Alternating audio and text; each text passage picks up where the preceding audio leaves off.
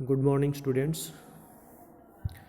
आपका जो second year का फिफ्थ ए पेपर है उसका नेक्स्ट टॉपिक आज हम कर रहे हैं। टॉपिक है हमारा सोशलाइजेशन एंड कम्युनिटी, समाजीकरण तथा समुदाय। अब ये जो दोनों वर्ड हैं आपने अपनी रूटीन लाइफ में काफ़ी सुने हैं, समाज या समाजीकरण या समुदाय। तो इसके अंदर ये बताया गया है कि कोई भी व्यक्ति है वो सोशल कैसे बनता है, कौन से फैक्टर हैं जो सोशलाइजेशन को इफ़ेक्ट करते हैं, या समाज का किसी भी व्यक्ति के सोशल या एंटी सोशल होने पर किस प्रकार से प्रभाव पड़ता है। तो वो सभी बातें इसके अंदर डिस्कस हैं, वो की गई हैं। तो ये दोनों चीज़ें आपने रूटीन लाइफ के अंदर काफ़ी सुनी हुई हैं, देखी हुई हैं। तो दो शब्द होते हैं हमारे पास, एक सोशल एक एंटी सोशल, सामाजिक और गैर सामाजिक। अब जैसे ही नाम से पता लगता है, कोई भी व्यक्ति अगर ऐसे काम करता है जो समाज के अनुरूप हैं, मतलब जिसके अंदर समाज को मान्यता प्राप्त है या जिन कामों को समाज के अंदर सही कहा गया है, अच्छा समझा गया है, तो वो व्यक्ति को हम बोल देते हैं भी वो व्यक्ति तो काफ़ी सोशल है। और जो व्यक्ति समाज के विपरीत कार्यों के अंदर पार्टिसिपेट करता है, जैसे झूठ बोलना, चोरी करना, लड़ाई झगड़ा करना, उस व्यक्ति को हम बोलते हैं कि वो तो एंटी सोशल है, वो व्यक्ति सामाजिक नहीं है। तो नाम से ही पता लग रहा है कि जो व्यक्ति समाज के अनुरूप कार्य करता है उसको सामाजिक व्यक्ति कहा जाता है। तो यहाँ पर बात है समाजीकरण की। तो सोशलाइजेशन या समाजीकरण को आप इस प्रकार से डिफाइन कर सकते हो कि समाजीकरण एक प्रक्रिया है जिसके द्वारा व्यक्ति का विकास इस ढंग से होता है कि उसे सामाजिक प्राणी कहा जाए। मतलब कोई भी व्यक्ति है, अगर उसका विकास इस ढंग से हुआ है कि वो सामाजिक प्राणी कहा जाए। और सामाजिक प्राणी तो तभी कहेंगे ना जब वो समाज के अनुरूप या समाज के अंदर जो मान्यता प्राप्त कार्य है उनको अगर वो करता है। अगर वो एंटी सोशल कार्य करेगा तो उसको हम सामाजिक प्राणी नहीं कहेंगे। तो उसका जो विकास हुआ है उसको हम फिर सामाजिक प्रक्रिया उसको हम नहीं कह सकते। तो सोशलाइजेशन या समाजीकरण एक प्रक्रिया है जिसके अंदर व्यक्ति का विकास इस ढंग से होता है कि वह एक सामाजिक प्राणी उसे कहा जाए। तो ये होता है समाजीकरण या सोशलाइजेशन। अब उसके बाद बात आती है कि जो सोशलाइजेशन है, समाजीकरण है, उसकी विशेषताएं क्या क्या हैं। तो सबसे पहली जो विशेषता है समाजीकरण की वो ये है कि समाजीकरण सीखने की एक प्रक्रिया है। समाजीकरण को सीखने की एक प्रक्रिया कहा जाता है, परंतु सभी प्रकार का सीखना समाजीकरण के अंतर्गत नहीं आता। मतलब अगर हम समाज के अनुरूप होने वाले कार्यों को सीखते हैं तो उसको हम समाजीकरण कहेंगे। अगर हम कोई भी समाज के अंदर काफ़ी लोग होते हैं जो चोरी करते हैं, झूठ बोलते हैं या गलत कार्य करते हैं, तो उसको हम ये नहीं कह सकते कि उनका समाजीकरण हुआ है। इसके अंदर केवल जो पॉजिटिव चीज़ें हैं अगर वो व्यक्ति ने सीखी हैं तो उसको हम बोलेंगे कि वो व्यक्ति सोशल है या उसने सामाजिक कार्यों को सीखा है। तो इस प्रकार से जो सामाजीकरण है वो एक सीखने की प्रक्रिया है। इसके अंदर जो मानवीय मूल्य हैं उनको सीखा जाता है। सेकंड जो करैक्टरिस्टिक्स है सोशलाइजेशन की वो ये है कि सामाजीकरण जीवन पर्यंत चलने वाली प्रक्रिया है। किसी भी व्यक्ति या बच्चे का जो विकास है, सोशलाइजेशन है, वो उसके जन्म से ही शुरू हो जाता है और वो मृत्यु पर्यंत वो चलता रहता है। मतलब हम बहुत सी ऐसी चीज़ें हैं जो हमने आज से पहले भी सीखे हैं, अब भी सीखे हैं, या आने वाले टाइम में भी अच्छी चीज़ों को, अच्छी बातों को हम सीखते रहेंगे। वो चीज़ कभी भी ख़त्म नहीं होती। तो इंसान है वो समाज के अंदर रहते हुए समाज के लायक जो बातें हैं उन चीज़ों को वो जीवन पर्यंत मृत्यु तक वो सीखता रहता है। तो इसलिए सोशलाइजेशन है किसी भी व्यक्ति का, समाजीकरण है जो वो एक जीवन पर्यंत चलने वाली प्रक्रिया है।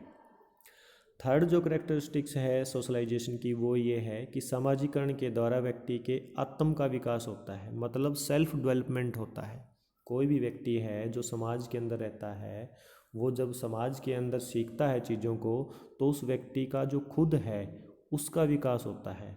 वो चीज़ों को जानने लग जाता है कि उसके दूसरों के साथ उसने कैसे व्यवहार करना है, या उस व्यवहार के कारण दूसरे व्यक्ति उसके बारे में क्या सोचते हैं। तो आप ये कह सकते हो कि सेल्फ रियलाइजेशन होता है सामाजिकरण के द्वारा किसी भी व्यक्ति को अपने बारे में।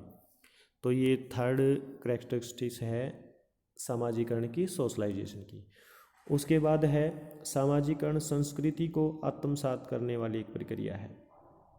कल्चर को सामाजिकरण की प्रक्रिया के माध्यम से एक व्यक्ति संस्कृति से संबंधित सभी रीति रिवाज, प्रथाएं, परंपराएं, मानवीय मूल्य आदि को सीखता है तथा उस संस्कृति को आगे लेके जाता है। उस संस्कृति को ग्रहण करके आने वाली जनरेशन है उसको वो हैंड ओवर है अपनी कल्चर को वो कर देता है। नेक्स्ट है सामाजिकरण की प्रक्रिया के द्वारा व्यक्ति सामाजिक कार्यों में भाग लेने योग्य बनता है। सामाजिकरण की प्रक्रिया में व्यक्ति सोशल एक्टिविटीज़ हैं जितनी भी उनके अंदर भाग ले लेता है। अगर एक व्यक्ति सोशल है, अगर उसका सामाजिक विकास हुआ है तो। अब कोई भी व्यक्ति है जो एंटी सोशल कार्यों को सीखा है जिसने, अब वो सामाजिक प्रक्रियाओं में भाग थोड़ी ना ले सकता है। जो जिस व्यक्ति का सामाजिकरण हुआ है या समाज के मूल्यों का जिसके अंदर जिसने ग्रहण किया है, वही तो व्यक्ति सामाजिक कार्यों के अंदर भाग ले सकता है। तो ये एक विशेषता है इसकी, कैरेक्टरिस्टिक्स है सोशलाइजेशन की, कि जो व्यक्ति सामाजिक होता है वो व्यक्ति या जिस व्यक्ति का सामाजिकरण हुआ है वो व्यक्ति सामाजिक कार्यों में भाग लेने के योग्य बनता है। तो ये विशेषताएं थी सामाजिकरण की। उसके बाद बात आती है कि कौन कौन से ऐसे फैक्टर हैं, कौन कौन सी ऐसी चीज़ें हैं जो बच्चे के सोशलाइजेशन को अफेक्ट करती हैं। Factor affecting a child socialization, बच्चे के सामाजिकरण को प्रभावित करने वाले कारक। या आप ये भी कह सकते हो कि कोई भी बच्चा है वो कौन सी बातों से सोशल बनता है या उसके अंदर सोशलाइजेशन के जो गुण हैं वो कैसे आते हैं। तो सबसे पहले इसके अंदर है अनुकरण, फॉलो करना। अनुकरण का अर्थ है नकल उतारना, मतलब किसी भी व्यक्ति का या दूसरे व्यक्ति को फॉलो करना, उसकी चीज़ों को दोहराना या उनको को देखते हुए सीखना। अब बच्चा क्या होता है, वो हमेशा जब छोटा होता है तो दूसरे व्यक्तियों को देखते हुए वो सीखता है। जिस प्रकार का व्यवहार या जिस प्रकार का कार्य उसके घर परिवार के बड़े व्यक्ति कर रहे हैं या अन्य लोग जिनको वो देख रहा कार्य करते हुए, उसी प्रकार का व्यवहार या उसी प्रकार की नॉलेज उसकी भी हो जाती है। तो अनुकरण के द्वारा किसी भी बच्चे का जो सोशल डेवलपमेंट है, सामाजिकरण है, वो होता है। अगर उसके आसपास के व्यक्ति एंटी सोशल कार्यों के अंदर इन्वॉल्व हैं तो वो गलत कार्यों का अनुकरण करेगा, और अच्छे कार्य कर रहे हैं तो वो अच्छे कार्यों का अनुकरण करते हुए सामाजिक प्राणी है वो बनेगा। तो अनुकरण है वो बच्चे के सामाजिकरण को प्रभावित करता है। गलत चीज़ों को देख के गलत अनुकरण करेगा, फॉलो करेगा, और अच्छी चीज़ों को देख के अच्छा फॉलो करेगा। दूसरा है फैक्टर सुझाव, सजेशन। किसी का कहना बिना सोचे समझे मान लेना ही सुझाव होता है। बच्चों में बुद्धि की कमी और ज्ञान के अभाव के कारण सुझाव अपनाने की प्रवृत्ति अधिक पाई जाती है। मतलब छोटे बच्चे हैं वो अगर उनको कोई गलत सुझाव देता है तो वो गलत चीज़ों को भी मान लेते हैं। तो इसलिए जो बच्चे होते हैं उनके संपर्क में ऐसे व्यक्तियों को न आने दिया जाए जो उनको गलत बातें, गलत चीज़ें उनको सिखा देती हैं। तो जो सामाजिकरण है उसको सुझाव है वो प्रभावित करता है। इसलिए किसी भी बच्चे को सुझाव ऐसे दिए जाने चाहिए जो उसको समाज की ओर, समाज के कार्यों की ओर लेकर जाए। तो कहने की बात यह है कि सुझाव के द्वारा बच्चे की जो समझ है, उसके कार्य हैं, वो प्रभावित होती है, या कह सकते हो कि उसका सोशल होना या न होना उसको मिलने वाले सुझावों के ऊपर भी डिपेंड होते हैं। उसके बाद है सहानुभूति, सिंपैथी। सहानुभूति भी सामाजिकरण का एक फैक्टर है। समाज का प्रत्येक व्यक्ति किसी न किसी के प्रति सहानुभूति अवश्य प्रकट करता है। बच्चा सहानुभूति द्वारा अनेक प्रकार के संवेग, भावनाओं और प्रेरणाओं को सीखता है। सहानुभूति अगर बच्चे के साथ की जाएगी और उस सहानुभूति करते हुए अगर उसको कोई बात बताई जाएगी तो बच्चा अच्छी बातों को सीखेगा। लेकिन अगर उसके पास उसे के प्रति किसी की सहानुभूति नहीं है, कोई भी उससे प्यार नहीं करता, तो वो बच्चा की पॉसिबिलिटी है कि वो एंटी सोशल कार्यों के अंदर इन्वॉल्व होगा। तो सहानुभूति है वो बच्चे के सामाजिकरण को प्रभावित करती है। उसके बाद है भाषा, लैंग्वेज। अब कोई भी जब हम चीज़ सीखते हैं अच्छी या बुरी, उसको सिखाने के लिए किसी न किसी भाषा का ज़रूर यूज़ है वो किया जाता है। कोई भी भाषा हो सकती है जो उसके आसपास या जो उस भाषा को वो जानता है।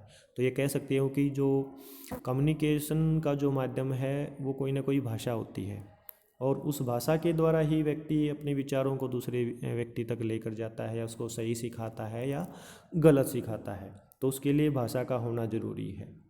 तो भाषा किसी भी व्यक्ति या बच्चे के जो सोशलाइजेशन है उसको प्रभावित करती है।